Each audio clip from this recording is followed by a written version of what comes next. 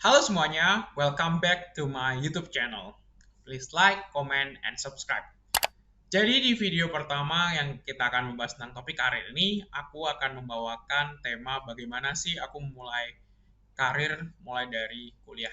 Ada tiga topik utama yang aku akan bahas, yaitu mengapa aku mulai karir, kemudian yang kedua, bagaimana sih perjalanan karirku dan apa juga ya kayak apa dan bagaimana, dan ketiga bagaimana pengalamanku selama kuliah ini membantu aku karir ke depannya.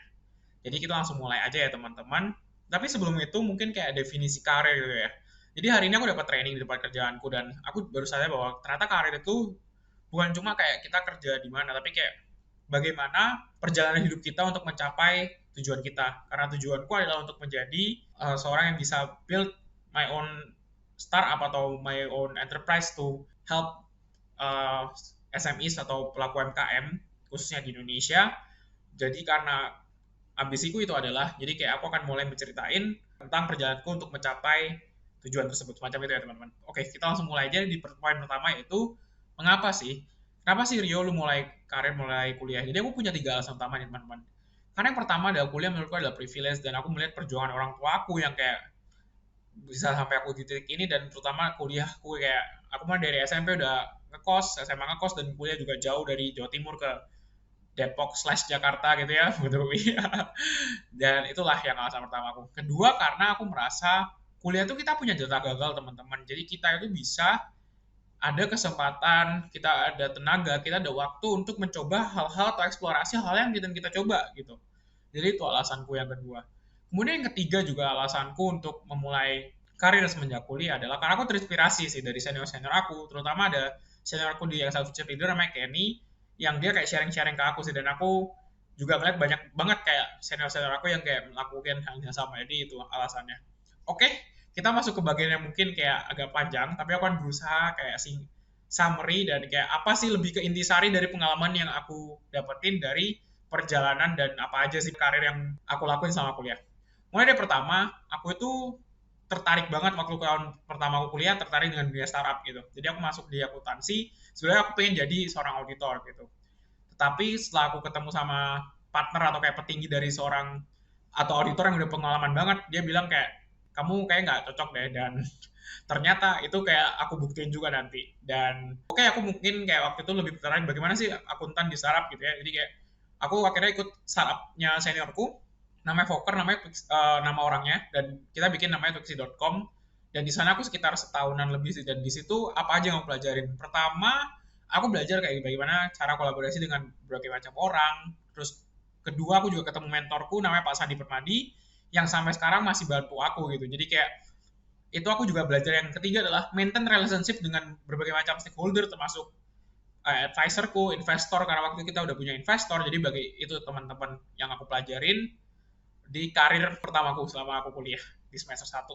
Kemudian aku intern pertama di kantor akuntan publik karena aku pengen ngotot ya, istilah kayak pengen uji hipotesisku. Ya udah aku coba, karena kalau misalnya auditing biasanya orang larinya ke KAP Big Four ya, atau yang istilahnya kalau yang bukan akuntansi, kantor akuntan publik yang paling gede atau paling besar di Indonesia gitu, baik secara nama, reputasi dan lain-lain. Nah, karena aku pengen ngerasain yang kayak, karena aku kan lebih ke UMKM ya teman-teman, aku pengen kayak lebih ke pengalaman itu, jadi aku apply ke, bukan apply, waktu itu aku puji Tuhan dapat lomba, menang lomba dan dapat offer untuk dapat tawaran untuk magang di KAP TGS AU atau Agus Subedillah dan rekan, kantornya di samping kota Kasablanca Mall Kokas. Jadi di situ aku belajar ternyata auditing is not my thing gitu. Kayak aku ternyata aku suka ilmunya tapi kayak dalam prakteknya mungkin kurang. Dan dari situ aku yang pelajarin, selain itu ternyata lebih gampang ya buat kita ngeliminasi hal-hal yang tidak kita kurang suka gitu ya. Bukan tidak, tapi kurang suka atau yang kita nggak mau jadi ini karir kedepannya gitu, semacam itu. Kemudian ketiga adalah aku merasa aku juga dapat karirku itu karena aku mencoba riset. Waktu SMA aku nggak berapa suka riset, tapi karena kuliah itu aku dapat kesempatan menjadi asisten dosen. Jadi asisten dosen itu nggak cuma yang ngajar gitu yang teman-teman kayak, ada dua mungkin asisten dosen yang ngajar matkul apa, ngajar mata kuliah tertentu gitu ya, bawain subjek tertentu. Kalau aku asisten dosen yang membantu penelitian atau riset. Dan aku puji Tuhan dapat kesempatan kerja sama kepala departemen akuntansi UI namanya Bu Ancela, terus juga sama dosen-dosen lain Bu Fitriani, Bu Rana Wardani, dan berbagai macam dosen yang ada Dan dari situ aku merasa, oh ternyata research is my thing. Jadi aku suka banget ngelakuin penelitian, baik apa sih yang aku suka gitu ya, kayak aku suka kayak thinking prosesnya di situ.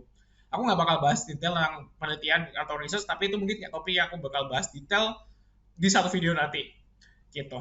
Kemudian yang keempat adalah aku juga belajar mendapatkan sesuatu tantangan gitu ya, kayak perjalanan ini agak out of topics gitu. Jadi kayak itu tadi tahun pertama aku mulai dari startup, tahun kedua aku nyoba di kantor akuntan publik, terus juga mulai dari penelitian, tahun ketiga aku kerja di sebuah perusahaan teknologi yang dan sebagai data science intern.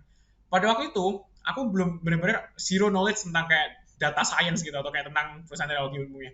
Bahkan kayak waktu aku pertama kali kerja, aku ketemu rekan kerjaku namanya Gilang, kayak dia ngobrol bahasa-bahasa teknologi terus kayak ngomong istilah crawling aja aku nggak ngerti itu apa sih crawling gitu ya. Jadi yang aku pelajari dari sini adalah kayak gimana caranya push myself beyond my limit.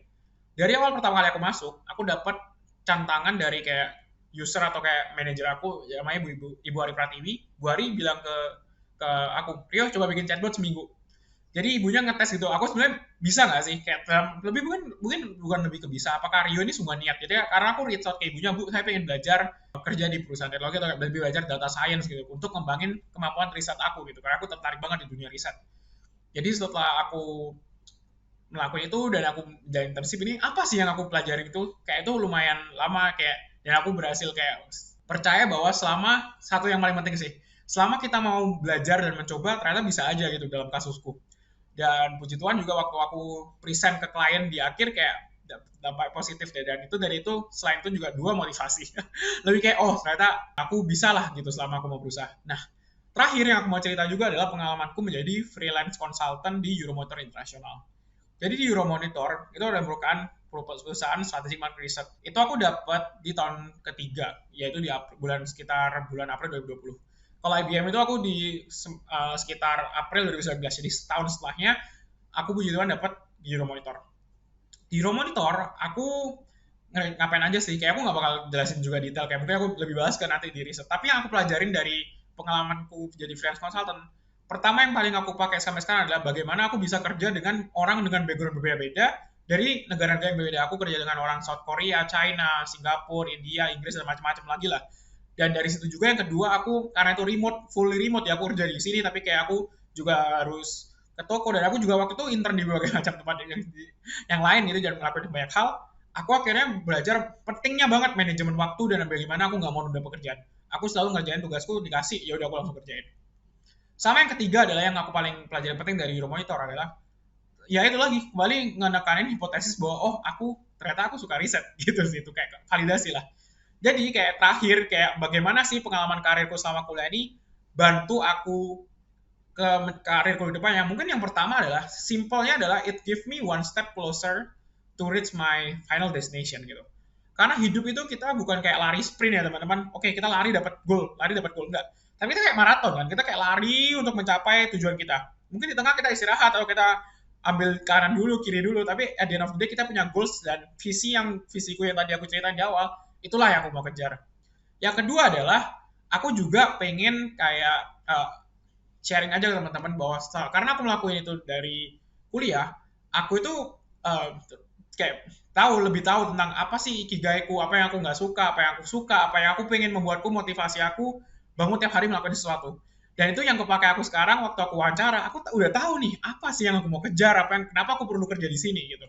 Dan yang terakhir ketiga adalah poin yang aku juga dapetin adalah aku belajar nih teman-teman, karena aku meniti karir dari kuliah ini, aku lebih istilahnya punya story dan yang apa istilahnya kayak pengalamanku dengan waktu yang singkat aku berhasil ngetes berbagai macam hal, atau istilah aku ngabisin banyak data gagalku. Nah, di topik yang selanjutnya aku akan bahas kayak dua poin penting lain yang aku akan share, yaitu pertama tips and trick atau kayak gimana sih caranya kalau kalian mau memulai karir atau kayak mau mulai tahu itu. Itu aku akan bahas di video yang terpisah di minggu depan. Dan yang kedua juga adalah tentang pengalamanku untuk menghadapi kegagalan. Jadi tadi aku ceritain semuanya tuh yang bagus-bagusnya kan. Tapi aku juga mau ceritain ke kalian ternyata di balik semuanya itu aku juga ada namanya kegagalan, aku ngalamin insecurity, aku ngalamin apapun itulah ya, nanti aku mau share ke kalian juga di video selanjutnya. Jadi itu aja sharing hari ini teman-teman. thank you very much for listening.